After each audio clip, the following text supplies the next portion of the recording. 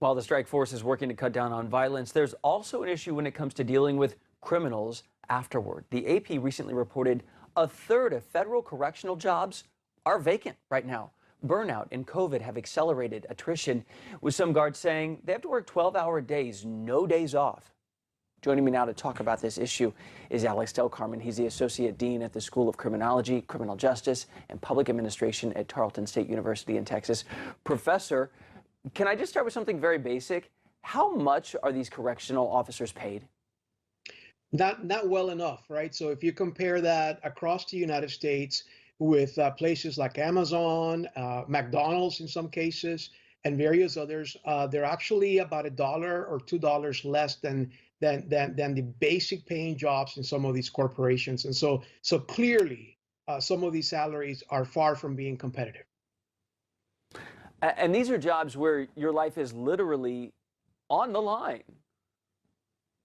Absolutely. So imagine the stress level of having to go into a correctional facility where you're not allowed to carry any weapons with you, where you're not allowed to use a gun against an offender, where everyone inside that facility, you can assume that they're either violent or offenders, period.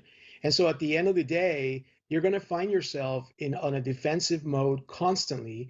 And on top of that, some of them have extensions and connections with gangs outside of prison. So they put a contract or they put a price to your head, and your whole family can be in danger. Yeah. Okay. So high risk, low pay. How do you go about boosting morale in prisons?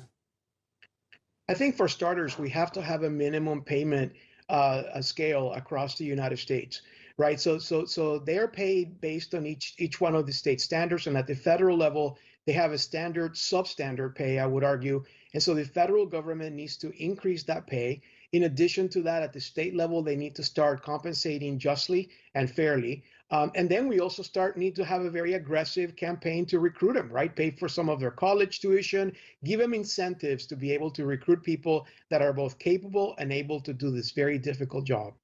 What I'm trying to say is you're not going to find a magic formula somewhere that's going to boost up morale, but we begin with a fair compensation and with the appreciation and acknowledgement of what they do. What's the effect, Professor Del Carmen, of having low staffing when it comes to correctional officers? I have read that it can mean families aren't able to visit them, that inmates have to stay in their cells longer because it's never considered safe for them to come out. That's exactly right. So not only are you infringing upon their constitutional rights and some of the very, very limited benefits that inmates have, but also you're risking the lives of the correctional officers, right? So at the end of the day, you don't have the appropriate backup. You don't have the ability of being able to take time off. So all of that leads to that burnout effect that a few months later, you're working 12-hour shifts with absolutely no Saturday or Sunday in sight, and no time off in sight, and then still with the same lousy pay and lack of appreciation.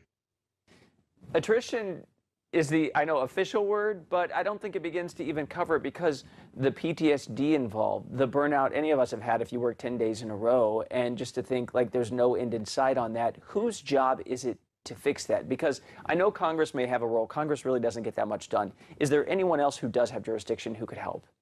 Absolutely. The U.S. Bureau of Prisons, right? They need to take a hard look at what they're doing across the United States. So we need to take ownership of this, and we, the people, need to claim high and basically go up to Congress, go up to legislators, go up to those individuals in charge and say to them, enough is enough. We need to compensate not only teachers, but those individuals that are in correctional facilities, keeping the rest of us safe.